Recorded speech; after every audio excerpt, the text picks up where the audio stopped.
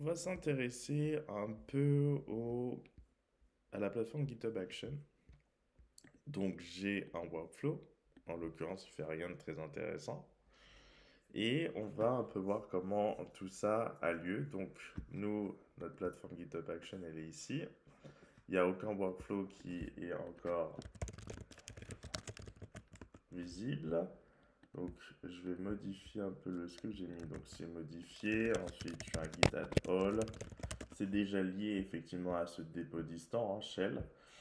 C'est l'origine. Le truc, c'est qu'on va faire un git commit dash m et on va mettre fit 3, c'est le troisième que je fais. On pourrait faire git log one line, vous auriez pu voir.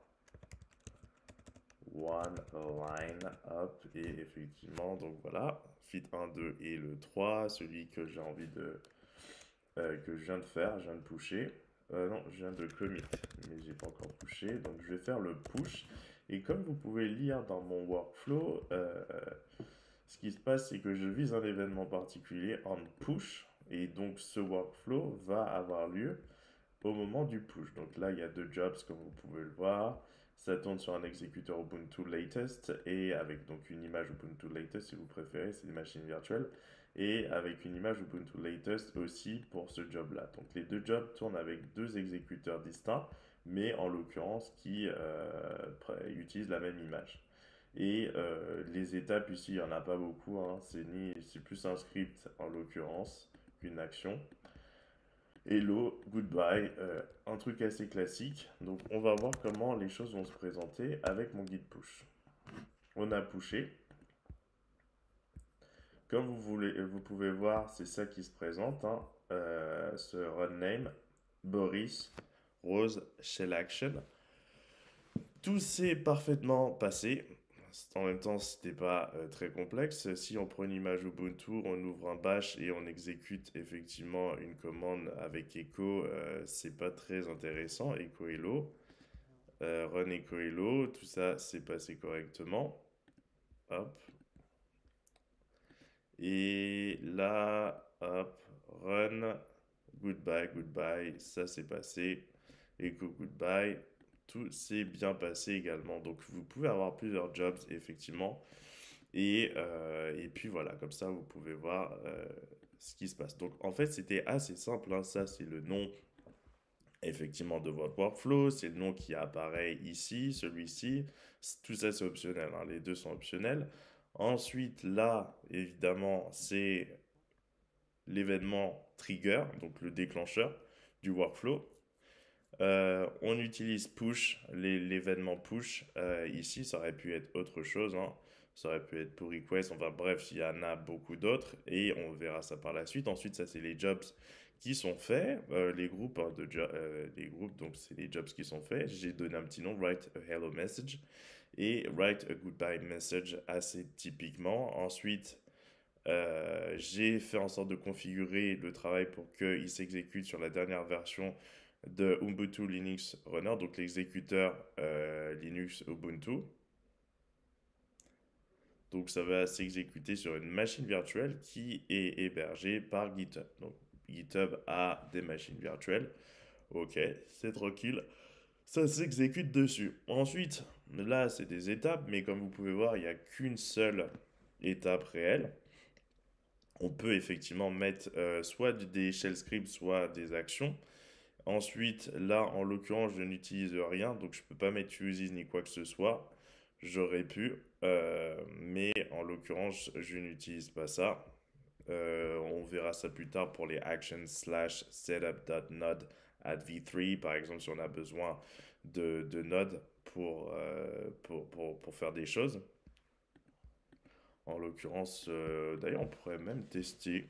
On va ajouter node. Ça peut toujours être cool. Si on a un npm install à faire, alors franchement, j'ai rien à installer. C'est un peu nul. Ça servira à rien, mais on va ajouter un uses. Donc j'ai besoin d'utiliser quelque chose. Voilà, j'ai mis uses alors que voilà. Step dans celle-ci, je vais mettre uses et action slash, et là j'ai envie de setup d'installer Node add v3 et en fait je veux utiliser quelque chose de précis avec effectivement Node version, comme ça j'exécute ça avec la Node, mais en même temps je fais même pas d'npm install donc c'est trop nul. Donc c'est un peu nul parce qu'en fait j'ai pas de truc à faire, donc c'est un peu nul d'installer, mais je vais faire, je sais pas, npm version par exemple, run, je vais mettre même ça avant, je vais ajouter un run, on va mettre ça, npm version, ça peut toujours être cool, voir node version si vous voulez aussi, node version, même si on sait déjà que c'est la version 14. Je sauvegarde tout ça. On va lancer notre petite action. Alors, j'ai pas fait de modification dans le script, c'est un peu chiant. Je vais ajouter tout for up in machin echo. Echo, ce n'est pas. Oh, c'est un peu nul mon histoire là, mais bon, c'est pas grave. Ce n'est pas 9. On va ajouter un point d'exclamation. Hop. Git, non pas git status juste pour voir. Git add all. Git commit -m le feed 4. Git push. Et on va recommencer ça pour voir si tout se passe bien. Sauvegarde.